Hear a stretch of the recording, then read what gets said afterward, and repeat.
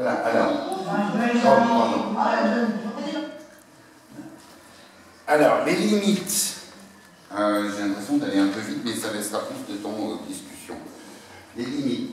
Il y a des contextes, c'est pas le cas, je n'ai pas rencontré ça en France, mais dans lesquels l'idée même d'une typologie n'est pas possible, n'est pas envisageable, n'est pas correcte, n'est pas politiquement correcte. Dans les contextes où les discours de décolonisation de la recherche sont très forts, faire une typologie classée des gens, il en est hors de question. Le mot terrain, fil, on n'est pas un terrain, un champ blé, il y a des gens dessus, pas question. Des endroits où, je pense à une dame que j'ai croisée aux États-Unis dans une école d'été pour aider des Amérindiens à travailler sur leur langue, à revitaliser leur langue. Elle nous expliquait, elle expliquait aussi en aparté, que la réserve avait décidé qu'il était interdit d'écrire la langue ou de l'enregistrer pour que les personnes d'autres qu'eux qui puissent se l'attribuer. Du coup, elle n'avait même pas, elle avait des petits-enfants qui vivaient plus loin, qui étaient intéressés, elle-même avait envie, mais elle n'avait pas le droit ni d'écrire, ni d'enregistrer la langue, même pour des gens de la communauté. Des contextes où on couper la langue en morceaux pour distinguer des phonèmes des morphèmes, c'est une atteinte à l'intégrité de la langue. Il n'est pas question de faire ça. Et donc, on va faire une linguistique alternative, non occidentale, pour décrire la langue sans passer par ça. On peut être dubitatif, et même on a du mal à imaginer, mais il y a plein de choses qu'on avait du mal à imaginer, hein, que les animaux aient une culture, c'était inimaginable à un moment. Donc on verra si un jour ça apporte des choses, cette approche-là. Bon, je ne crois pas que... En France, je ne l'ai pas senti. Ici, on est dans un contexte à Saint-Nicolas où la langue, en plus, est bien, encore vraiment vivante. Donc... Après, des malentendus autour de la notion même de typologie, de profil de locuteur, cette idée d'étiquette. Alors, malentendus chez les intéressés eux-mêmes, ou malentendus par des collègues. Parce qu'on a du mal à faire passer l'idée que ce qu'on a distingué par des profils, c'est des prototypes, que personne ne coïncide exactement avec ça, qu'on est souvent un mélange de plein de choses, que c'est multidimensionnel, et les 5 paramètres que j'ai montrés, on pourrait en ajouter d'autres dans d'autres contextes. S'il y a une diaspora, elle est adaptative, et elle évolue dans le temps. Donc ça, c'est une difficulté, et puis... Donc, on est dans des contextes où faire des calculs sur tel type de locuteur, j'ai X locuteurs, X semi-locuteurs, X semi-locuteurs, je leur demande de produire des choses et je fais des stats. Déjà, numériquement, il y a plein de contextes dans lesquels il n'y a pas assez de locuteurs pour que ce soit fiable statistiquement. Et en plus, les données que vous recueillez, que le linguiste peut recueillir, en fait, elles sont les données d'un moment. Dans ces situations de langue qui sont plus usitées, il se met à y avoir un foisonnement entre locuteurs. Il n'y a plus de consensus social pour border les évolutions. En français, si quelqu'un dit les chevals, on le reprend. Bon. Mais dans ces contextes-là, il n'y a plus ça. Il s'asseye, il s'assoit, j'essaye, j'essois. Pourquoi pas? Voilà. Et donc, il y a de la variation entre locuteurs, il y a de la variation, je le sais bien, chez un même locuteur. Pour une même tâche, donc artificielle, produite pour un linguiste, raconter une bande dessinée sans parole. La première fois, le locuteur veut être efficace dans son... je pense au fils du monsieur dont je vous ai parlé. Celui qui imitait son père. La première fois, il veut bien raconter l'histoire. Il la raconte bien. Il ne conjugue aucun verbe. Et puis, un peu plus tard, je l'ai réenregistré sur la même chose. Là, il a fait bref au respect de la langue. Et il y avait un peu de verbe conjugué. Donc, voilà, vous avez de la variation. Les gens sont plus usagés. Donc, ça se met à foisonner. Ça, c'était par rapport à... Oui, le côté évolutif. Bon. La terminologie, il y aurait beaucoup de choses à dire. Sous-usagée, terminologistique, métaphore de l'organisme vivant en train de mourir, d'être malade, les langues moribondes de l'UNESCO. Et là, ça fait réagir aussi. Alors, pas tellement auprès de gens avec qui j'ai travaillé, j'ai même proposé qu'on rediscute ça. C'est votre vocabulaire de linguiste, nous, c'est pas, ça ne nous intéresse pas vraiment, mais il y a vraiment des contextes où sous-usagers, semi-locuteurs, le terme même de semi-locuteur, une méta de locuteur, une méta, une moitié de locuteur.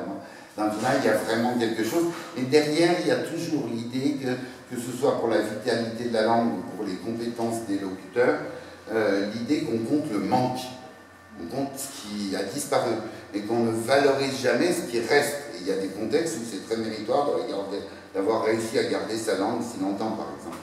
Et ça mériterait d'être revu. Des profils qui sont un peu flous. Semi-locuteur, ça finit par englober tout un continuum de compétences, au pluriel, hein. On a différentes sortes de compétences, on les repère bien, on voit bien, nous, quand on a le cas des étudiants qui partent travailler sur une langue ou d'écrire une langue, dans le cas de la partie sociolinguistique de la langue, on repère bien cette catégorie, mais elle est vraiment large. Ancien locuteur, voilà, avec version étroite, quelqu'un qui a été fluent et qui n'est plus oublié, ou quelqu'un qui a appris un peu de langue, c'est aussi... Et néolocuteur. Néolocuteur, des gens qui apprennent la langue dans une démarche consciente, il y a 36 façons de le faire, on pourrait comparer des profils qui sont là, y compris les nôtres, d'une certaine façon. Locuteur tardif, mais linguiste. Un linguiste n'apprend pas une langue comme quelqu'un d'autre. Et il a sous-jacent l'idée du système pur et la peur de l'erreur. Enfin, les anthropologues apprennent souvent plus vite une langue que les linguistes. En moyenne, hein. L'anthropologue, il s'en fout, il veut parler, il veut communiquer. S'il dit les chevals, il s'en fout. Le linguiste, il y a quand même quelque chose de cet ordre. Ce qui est intéressant aussi, qui pourrait faire l'objet de discussion, c'est que nos catégorisations, qu'elles aient pour but la description de langue et donc l'analyse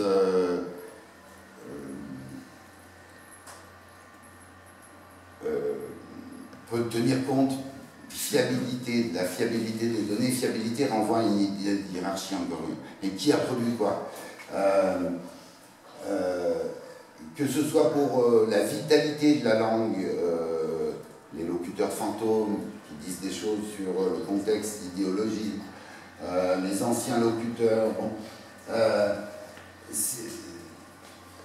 cette catégorie, elle fonctionne, elle est un outil de partage de situations de langue, mais elle est basée sur d'autres critères que les critères zémiques, les critères des locuteurs eux-mêmes, qui eux-mêmes catégorisent, font parfois de la hiérarchie, pas tabou.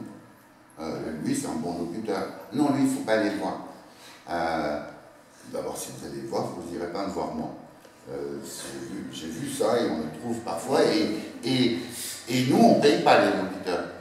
Dans nos contextes, bon, mais quand en plus il y a une paye derrière, il y a de la concurrence entre locuteurs. Et donc voilà, raconter très bien des tas de langues, on s'en fout, si c'est drôle. Ou alors, avoir ces vieux mots, c'est un bon locuteur, mais il n'est peut-être pas capable de tenir vraiment une conversation. Bon. Donc le conflit entre les catégorisations locales, émiques et celles faites par les chercheurs, et puis ça repose sur des critères sociolinguistiques qui supposent de reconstituer la biographie linguistique des locuteurs. J'ai du mal à savoir, j'ai jamais su, elle est décédée depuis longtemps, si ma grand-mère ne parlait que l'occitan quand elle est rentrée à l'école. En tout cas, elle a été punie pour ça. Et on avait gardé vraiment beaucoup de séquelles, puisqu'elle ne voulait pas que j'entende parler la langue. Donc on doit se fier, mes collègues qui travaillent sur la biographie linguistique, histoire langagière, etc., il y a plusieurs termes, ils le font auprès de gens, d'enfants, de leurs parents ou d'adultes, mais qui racontent leur vie du moment.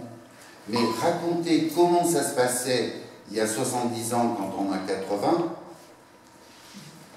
On vous construit l'histoire, on se fabrique un roman autour de ces langues. Et j'ai enregistré assez souvent des frères et sœurs. Et ben, ils n'étaient pas d'accord entre eux. Et moi, je ne sais pas la vérité. Mais je vois là où il y a des accords. Et j'ai raconté la dernière fois un exemple. J'ai enregistré 2 vieux monsieur qui sont membres d'une famille très large, mais enfin, il y en a une partie qui ne sont plus là. Et pour reconstituer l'histoire dans ma famille, l'histoire de la langue, leur histoire avec la langue, et ils étaient assez synchrones entre eux, pas de désaccord, ce qui était parlé dans la famille, avec les parents, entre eux, ce qui s'est passé à l'école. Bon, très bien. Le contact s'était fait par une prof de français en Norvège qui m'avait contacté parce qu'elle voulait travailler sur le FLE et les langues régionales.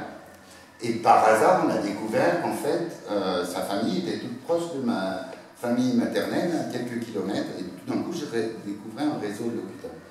Bon, et donc, Geneviève, cette dame, était là au moment des enregistrements, c'est elle qui crée le contact, et puis à un moment, elle sort, elle est mariée avec un Norvégien, et elle a 2 enfants. Et elle sort, et je demande aux gens présents, les 2 messieurs, leurs épouses, un cousin de son âge qui passait, qu'est-ce qu'elle parle ici quand elle est en France avec ses enfants? Ils me répondent dans le cœur, en norvégien. Et elle leur parle surtout norvégien. Geneviève revient et je lui demande qu'est-ce que tu parles quand tu es ici avec tes enfants? Ah, le français, je parle que français. Donc vous voyez le désaccord, alors que ça se passait à l'instant T. Donc comment on reconstitue ce qui s'est passé il y a très longtemps? Quelle est la fiabilité de... Oh. Mais je voulais quand même conclure là-dessus avant de repartir sur la diapo précédente pour ouvrir la discussion. Mais je continue à penser que malgré les défauts que j'ai montrés de différents ordres, c'est un outil qui est efficace, qui est un outil d'échange entre nous pour mieux comprendre la situation de l'autre, mieux comprendre les données de l'autre, aider des étudiants à comprendre qu'ils sont peut-être en train d'écrire le family neck de la langue, mais que peut-être qu'il se passe d'autres choses, que des données bizarres sur lesquelles on construit toute une théorie pour essayer d'expliquer que si ça n'est pas ça, alors du coup il va y avoir ça. Non, c'est peut-être que la langue est en train de foisonner. Voilà. Pour des objectifs sociolinguistiques, ça reste aussi un outil intéressant. Mais, voilà. Mais ces réticences-là, ces limites-là, alors, je l'ai fait très vite. Non, c'est parfait. Bah, donc voilà, si vous voulez rebondir sur quelque chose, montrer, essayer de comprendre comment vous-même vous catégoriseriez, et on n'est pas obligé de partir de ça. Vous avez vos propres critères. Voilà, donc à vous. Moi, j'avais une réflexion par rapport au fait que dans un contexte de langue en danger, en effet, comme tu disais, on part d'une situation, disons, optimale, et puis on enlève toujours quelque chose. Donc les catégories sont faites en creux, c'est-à-dire ce qui manque au locuteur. Et je réfléchissais que sur l'axe diachronique, on a dû avoir des locuteurs plus, on va dire. Par exemple, ceux qui connaissent des pans de langue que les locuteurs contemporains ne connaissent pas. Par exemple, c'est ce que nous avons vérifié, nous, par exemple, par rapport au nom des oiseaux. Il y a très peu de personnes qui connaissent les oiseaux déjà, et c'est aujourd'hui, mais ça a dû être toujours le cas, parce que la femme qui restait seulement au foyer, qui faisait des travaux autour de la maison, connaissait certainement moins d'oiseaux que le vigneron ou celui qui passait sa vie dans les champs, dans un certain contexte. Et c'est le cas aussi aujourd'hui. Donc là aussi, on pourrait positiviser un peu notre regard sur la langue en prenant peut-être aussi en considération. Est-ce que tu as rencontré des profils de locuteurs peut-être même pas fluent, peut-être seulement passif et tout, mais qui avait des compétences au-dessus de la moyenne dans certains secteurs. Oui, toujours, c'est souvent le cas. Je me rappelle d'un enregistrement il y a quelques temps où j'avais l'impression de faire un informateur avec 3 locuteurs en présence. Celui qui se rappelait du mot, celui qui le prononçait grâce au fait que l'un ait rappelé le mot, l'autre le prononçait dans une phonétique, et le troisième pour le sens. Mais c'est très très souvent le cas. Vous avez des gens, je pense à d'autres contextes, par exemple au Nicaragua, qui vont adorer lister les noms des animaux et donner dans la langue quelques informations sur ces animaux. Et si on leur demande de produire un récit, ils ne sauront pas. Des gens qui entendront très bien là où ce qui est produit est un peu bizarre, mais eux-mêmes ne sont pas capables de produire. Des gens qui peuvent raconter, mais qui sont incapables de s'auto-traduire. L'autotraduction, c'est pas du tout un exercice naturel. Oui, oui, on a souvent ça, et donc, avec ce qui existe, utiliser toutes les ressources qui existent pour essayer de décrire au mieux à partir de... Après, sur les types de locuteurs, moi quand j'ai commencé à travailler, la langue était encore vivante, était encore le média quotidien dans certaines familles, enfin certains couples, et ben je suis tombé sur la même chose. Moi, tout naïf, super, on me racontait le nom de tous les petits animaux, mais très peu qui connaissaient, et pas seulement des femmes, c'était les chasseurs qui connaissaient le mieux le nom. Les autres, moineaux, il y avait ça. Et puis, je voudrais réagir sur l'idée de manque, de trou. Les linguistes ont une image, quand même, une forme de purisme, un état ancien.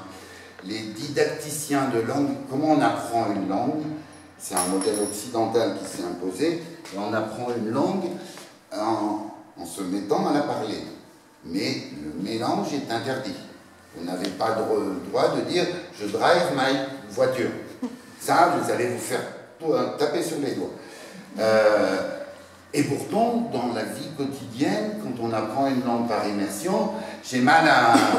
On ne connaît pas le mot épaule, on fait ça, ou on tente... comment dire épaule en espagnol?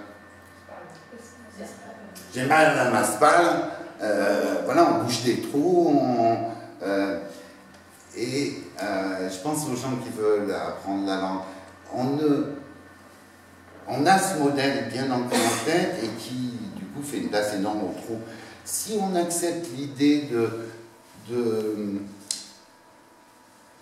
d'utiliser la langue dominante pour boucher les trous, on peut devenir de plus en plus compétent. Les productions spontanées des jeunes locuteurs amérindiens aux États-Unis dans leurs échanges de SMS ou autres, c'est truffé d'anglais, avec des mots. Et puis, petit à petit, au cours du temps, on va en savoir un peu plus. Parler, même en mettant plein de mots, voilà. Actuellement, beaucoup de francophones le font avec les anglicismes. Ils ne cherchent pas à apprendre à parler anglais. Non. Il y a une mode de enfin une mode. C'est le mot qui est proposé par les médias, etc. Bon, il y a que les Canadiens qui font, pas que. Ils sont réputés pour faire l'effort. Mais à la fin, ils ont autant d'anglicismes que nous, voire plus, c'est juste qu'ils n'ont pas les mêmes. Et